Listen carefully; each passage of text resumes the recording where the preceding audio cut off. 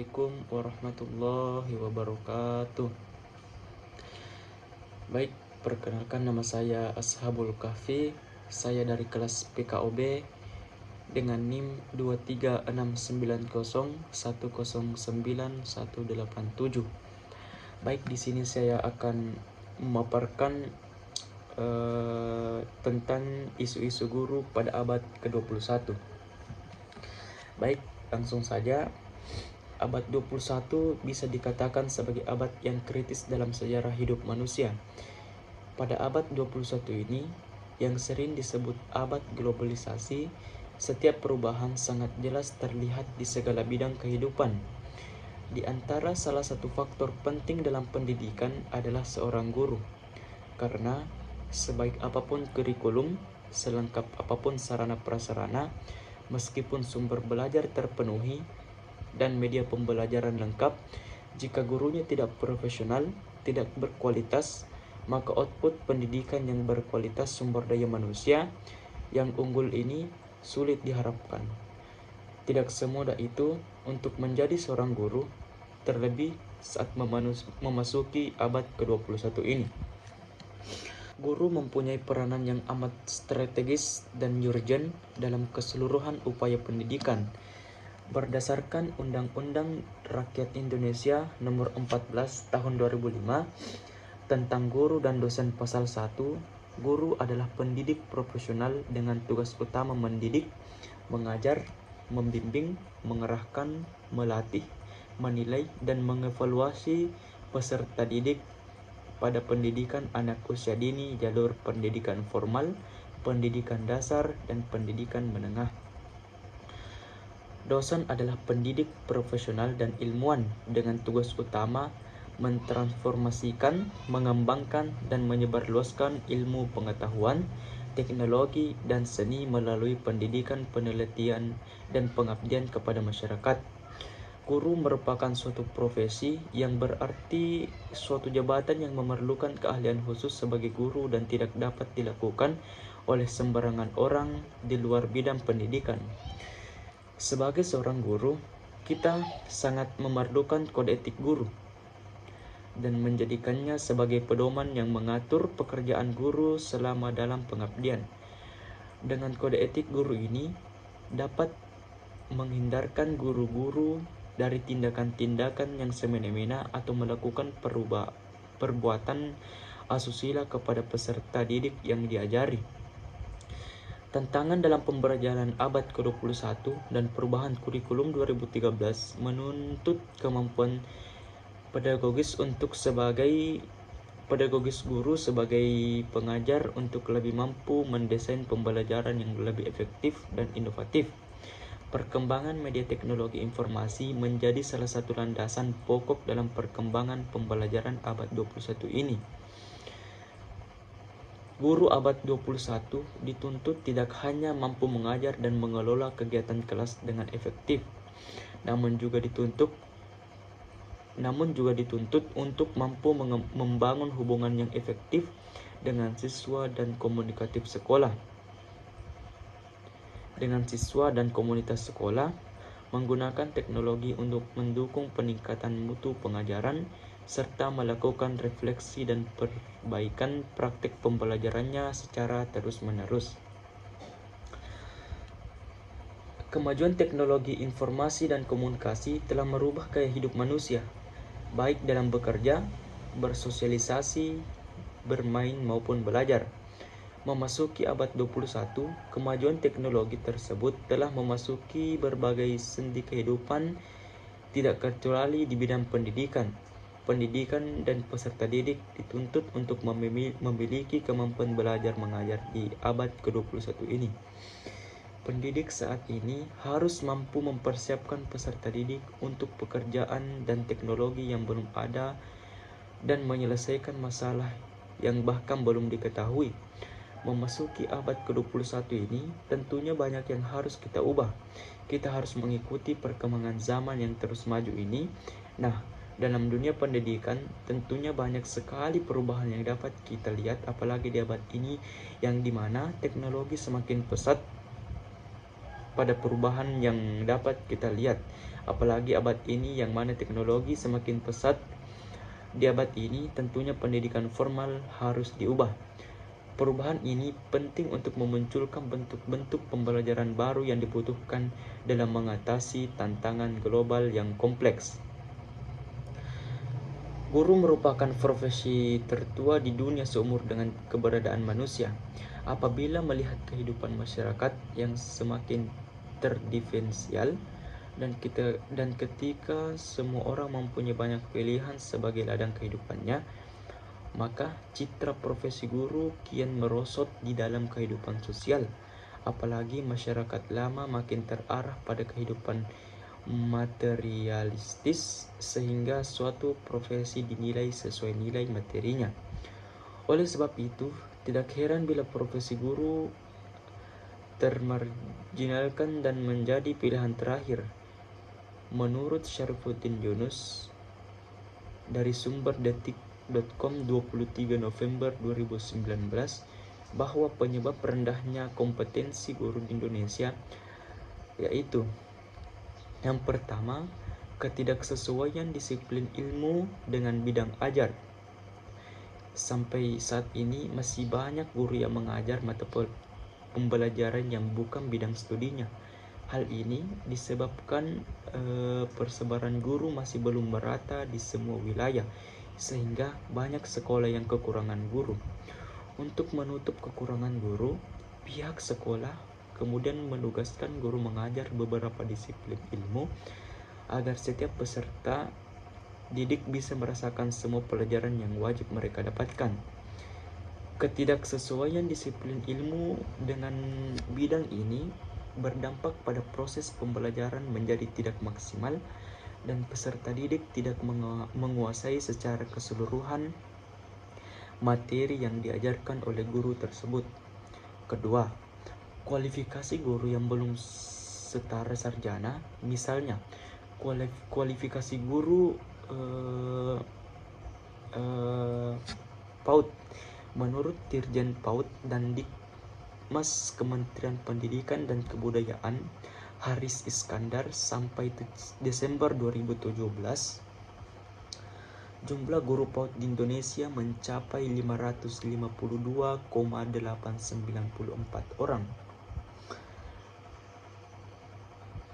Dari jumlah tersebut, baru 47,79% yang sudah memenuhi kualifikasi sarjana. Yang ketiga, program peningkatan keprofesian berkelanjutan atau PKB. Guru yang masih rendah, program PKB dirancang untuk meningkatkan kompetensi guru melalui pengembangan diri karena ilmu pengetahuan dan teknologi terus berkembang. Tantangan guru dan solusi dalam abad ke-21. Guru saat ini menghadapi tantangan yang jauh lebih besar dari era sebelumnya. Guru menghadapi klien yang jauh lebih beragam, materi pembelajaran yang lebih kompleks dan sulit, standar proses pembelajaran dan juga tuntutan capaian kemampuan berpikir siswa yang lebih tinggi. Untuk itu dibutuhkan guru yang mampu bersaing, bukan lagi kepandaian tetapi kreativitas dan kecerdasan bertindak, atau disebut dengan hard skills atau soft skill. Tantangan dunia pendidikan di era revolusi industri adalah seorang pendidik atau guru harus mampu mengubah mindset peserta didik dan menciptakan. Pendidikan harus dapat menghasilkan lulusan yang dimiliki kemampuan memadai agar mampu beradaptasi dengan tuntutan perubahan zaman serta mampu bersaing dengan tenaga kerja saing. Segala hal tersebut dilakukan agar pendidikan dapat memiliki keterkaitan dan kesepadanan dengan kebutuhan masyarakat sehingga lulusan yang dihasilkan dapat langsung diserap oleh dunia kerja. Sedangkan tantangan pendidikan yang berkaitan dengan sains dan teknologi pada masyarakat era digital adalah diaplikasikan agar pendidikan mampu memberdayakan peserta didik sehingga dapat mengembangkan dan mengaplikasikan sains dan teknologi dalam berbagai bidang kehidupan secara bijaksana. Setidaknya ada 7 tantangan guru di abad 21 seperti yang ditegaskan oleh Susanto pada tahun 2010, yaitu yang pertama, teaching in multicultural sosial, mengajar di masyarakat yang memiliki beragam budaya dengan kompetensi multibahasa. Yang kedua, teaching of the construction of meaning, mengajar untuk mengkonstruksi makna atau konsep. Yang ketiga, teaching for active learning, mengajar untuk pembelajaran aktif. Yang keempat, teaching and technology, mengajar dan teknologi. Yang kelima, teaching with new view about abilities, mengajar dengan pandangan baru mengenai kemampuan. Yang kelima, teaching and choice atau mengajar dan pilihan. Yang keenam, teaching and accountability, mengajar dan akuntabilitas. Dan itulah tadi tantangan guru pada abad ke-21 ini. Di abad ke-21 ini guru mendapat tantangan seperti menghadapi siswa yang jauh lebih beragam, materi pelajaran yang lebih kompleks dan sulit, dan juga tuntutan capaian kemampuan berpikir siswa yang lebih tinggi. Maka dari itu dibutuhkan guru yang mampu bersaing, bukan lagi kepandaian tetapi kreativitas dan kecerdasan bertindak. Nah, guru dituntut harus mengembangkan dirinya terus-menerus, jangan hanya mengikuti yang sudah ada saja. Setiap harinya harus ada sesuatu hal yang baru dalam belajar mengajar. Jangan semata-mata hanya menjelaskan materi diikuti dengan ceramah ataupun mengajarkan LKS dan diakhiri dengan hanya memberikan paraf tanpa melihat jawaban para siswanya. Guru harus berinovasi di setiap kegiatan mengajarnya dan harus terus menambah wawasan dengan banyak membaca buku maupun informasi dari contohnya seperti internet begitu ya. Baru-baru ini kurikulum ini mengajarkan informasi telah difokuskan untuk tingkat yang lebih besar pada pengajaran dan penilaian keterampilan abad ke-21. Isu-isu guru pada abad ke-21 mencakup berbagai tantangan dan perubahan dalam dunia pendidikan modern. Beberapa isu utama diantaranya yaitu yang pertama, teknologi di dalam dan di luar kelas. Integrasi teknologi dalam pengajaran dan pembelajaran serta dampaknya terhadap cara guru mengajar dan siswa belajar. Yang kedua, keseimbangan kehidupan kerja. Tantangan dalam menjaga keseimbangan antara pekerjaan mengajar, tuntutan administrasi, dan kehidupan pribadi. Adapun yang ketiga yaitu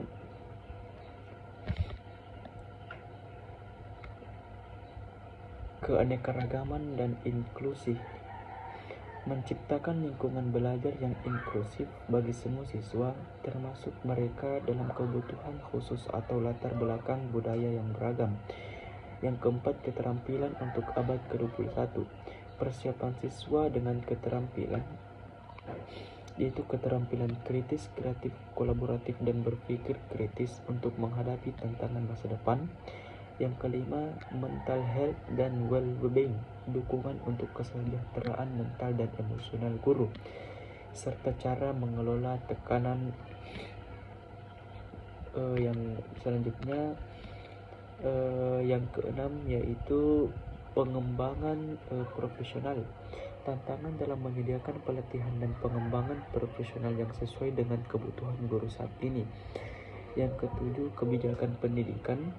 Perubahan kebijakan pendidikan dan implikasinya terhadap tugas dan tanggung jawab guru. Dan yang kedelapan yaitu pendidikan dalam konteks global. Bagaimana guru mempersiapkan siswa untuk sukses dalam ekonomi global yang semakin terhubung dan berubah. Baik, itulah saja penjelasan dari saya tentang isu-isu guru pada abad ke-21. Semoga apa yang telah saya sampaikan bisa bermanfaat bagi kita semua. Demikian dari saya, minallah musta'ad wa ilaihi qastas sabil. Wassalamualaikum warahmatullahi wabarakatuh.